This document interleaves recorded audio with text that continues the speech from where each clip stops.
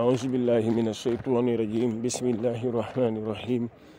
وصلى الله على سيدنا ومولانا محمد وعلى آله وصحبه ومن السلام عليكم ورحمة الله تعالى وبركاته ñoo ngi nuyu mbokk yi yëpp di la ñaanal yàlla subhanahu wa taala yàlla nangu ñu suñu jaamu yàlla rëcc yàlla subhanahu wa taala jégal ñu ko su ko defee rek ñu bëgg a ñëw si kii nga xamante ne mooy Oustaz Omar Sall jamono ji ñu toll nii ñi nga xamante ne xale yu jigéen yooyu mu nekk di dàgg sante mu war a xam ne moom kilifa la mag la am yaa nga xamante ne wala nga mën a jomm ak bijjaaw boobu mu am noonu su ko defee rek comme xale yi jigéen ñi dañ ñëw ne ñoom ñooy ahlul sunna waaye man de maa ngi bokk si tarixa Tijaan kii nee na ko maa ngi bokk si tarixa Murit mu ne waaye bi xale yi jigéen ñi wax moo yàq mbir bi waaw mu ne waaye bi xale yi jigéen ñi wax naan xale yi jigéen yoo xamante ne taxaw naan ay man de ahlul sunna laa bokk waaye mu ne bi ñu waxee waaye rek la affaire bi yàq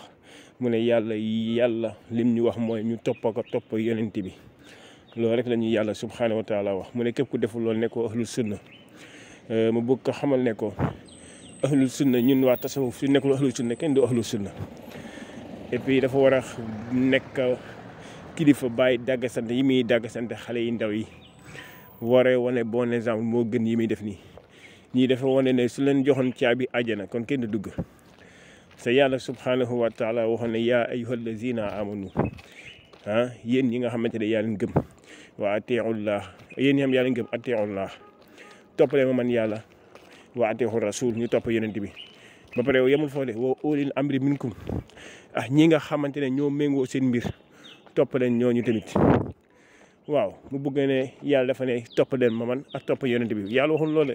yonent sallallahu alayhi wa sallam laataa mi génn àdduna dafa waxoon ne bàyyi laa leen lii mooy lan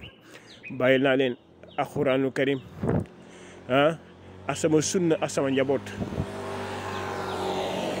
yonent bi dénk nañu njabootam waaye ñoom bu ñuy wax da naan yonent sallallahu alayhi wa sallam ñaara fi bàyyi waaw alxuraan ak sunna jeex na waaye su ko defee rek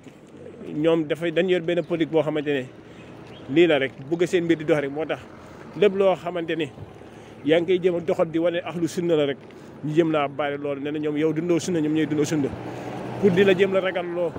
pour ne jëm a topp seen mbir waaye képp ku topp Serigne Touba képp ku topp Seydi Hadji Malick wala ak keneen beneen kilifa mën di doon yaa ngi si waa ahlu sunna bu yeboo ñu xam loolu su ko defee rek ñu koy wax ne moom dafa war a joxe bon exemple waaw di jéglu nag wasalaamaaleykum wa rahmatullahi taala wa barakatuh